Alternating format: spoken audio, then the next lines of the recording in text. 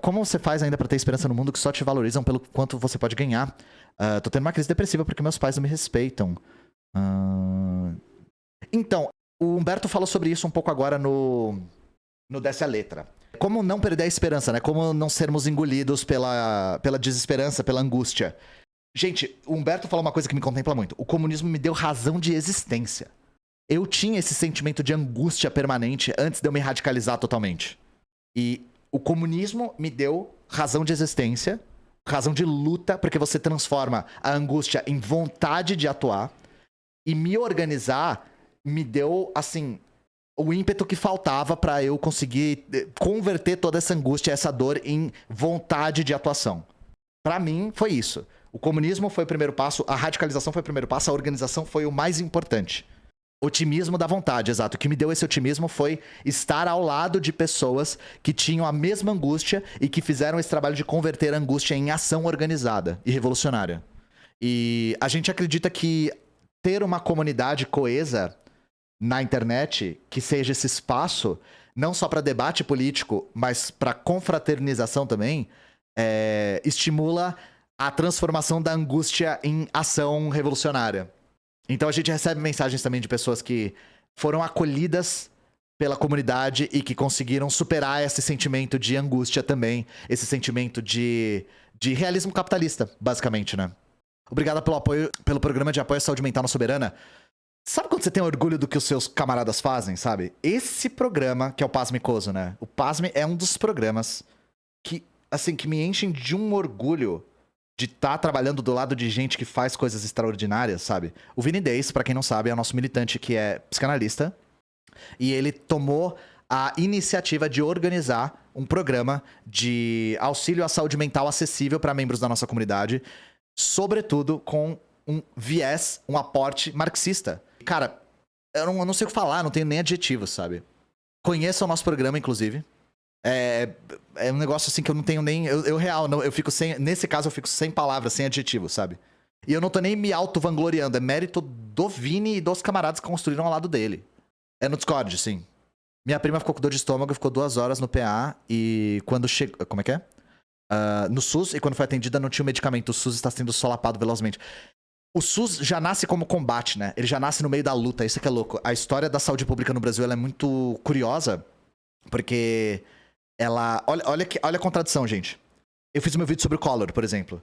E eu falo sobre como o Collor, ele basicamente inaugura a era do neoliberalismo no Brasil de fato, né? De avançar realmente políticas públicas estruturantes neoliberais no Brasil, quando ele se tornou presidente, né? E na mesma época surge o maior sistema único de saúde do planeta. Aí vocês entendem o contexto de luta encarniçada que os trabalhadores e profissionais da saúde fizeram nessa época?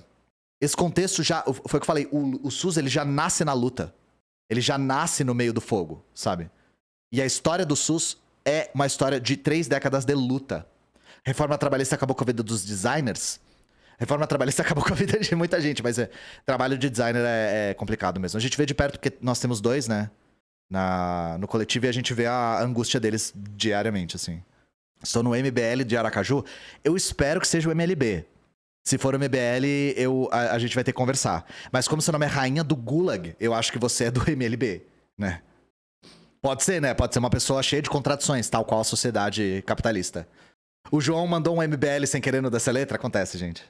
Só lembrando que o MLB, né, o Movimento de Luta nos Bairros, Vilas e Favelas, surgiu 10 anos antes do MBL.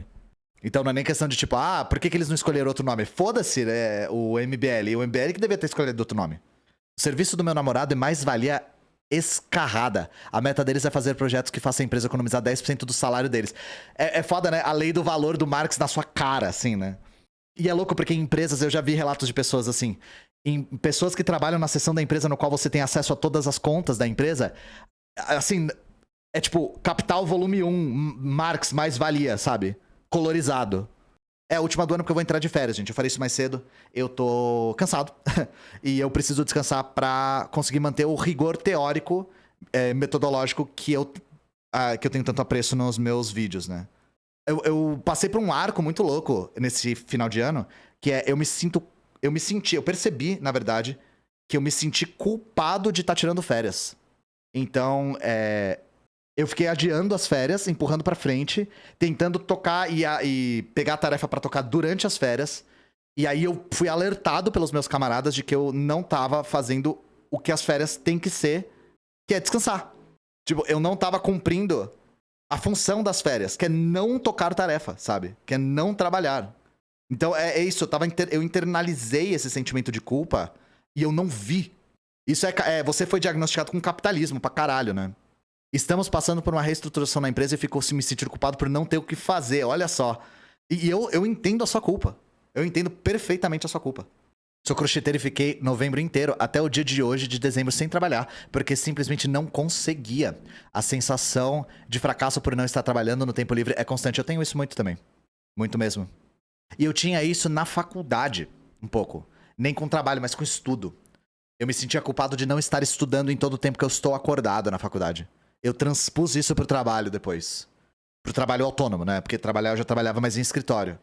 E a única vantagem de trabalhar em escritório é que, tipo, eu saí do escritório, cheguei em casa, o trabalho acabou, sabe? Isso quando eu não mando um trabalho pra casa, mas não é sempre. Quanto você tem de altura? 1,75. Uma das coisas que eu mais ouvi no encontro foi: eu achei que você era mais alto. Do lado do João Carvalho não tem como, né, gente? O João é 3 metros de puro maoísmo. Poxa. E o fio da minha TV aqui caiu, né? Ele foi de Orleans e Bragança também. Mas tem esse detalhe. Quando eu voltar, eu não vou estar aqui. Eu estou de mudança, gente. Então, é bom que eu tenho as férias pra conseguir reconstruir meu cenário. Mas quando eu voltar, eu vou estar em outro lugar. Com outro cenário, com outras coisas na parede. Adeus esse cenário, mas vai continuar tendo um cenário. Vou fazer caixa postal, prometo, gente, vou fazer. Inclusive, muitas pessoas me deram presentes pessoalmente porque eu não tinha calça... eu quase falei calça postal. Calça postal. Mudar pra salto, exato, mudar pra salto junto com o Luigi. Mas eu preciso de férias, gente, porque eu tô num burnout bem intenso. Vocês viram que semana passada eu não fiz algumas lives, né? Eu tive uma crise bastante forte de excesso de trabalho mesmo. Uma das coisas que fez com que eu entrasse em um estado de burnout mais cedo do que eu esperava foi o crescimento da Soberana. Porque a gente tinha um planejamento no começo do ano passado, a gente tinha algumas metas e a gente superou, assim, 10 vezes a meta mais generosa. Então, junto com um monte de coisa nova pra fazer, veio um monte de tarefa pra executar também. E aí, a gente fez um trabalho extraordinário, eu tenho muito orgulho de todos os militantes, mas aí eu comecei a ficar muito, muito exausto, muito rápido. E eu percebo que quando eu tô começando a ficar cansado, eu começo a não ser tão rigoroso quanto eu gostaria. Então, é justamente pra eu manter a qualidade do trabalho que fez com que vocês estivessem aqui pra começo de conversa. E eu já tenho vários planos interessantes, inclusive estar próximo dos camaradas da Soberana fez com que a gente conversasse muito sobre projetos futuros, tem muita coisa legal pra fazer. E aí eu tenho várias coisas planejadas já.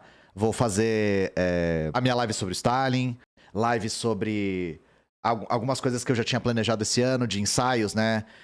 Eu acho irônico que recentemente eu fui envolvido numa polêmica aparecendo em Twitter de umas pessoas meio abjetas aí, aparecendo em canais e tal, falando sobre a questão da moradia e como os aluguéis são abusivos, né? Eu acho que vale a pena, ano que vem, a gente falar disso com um aporte um pouco mais teórico e histórico. Então vamos conversar sobre moradia.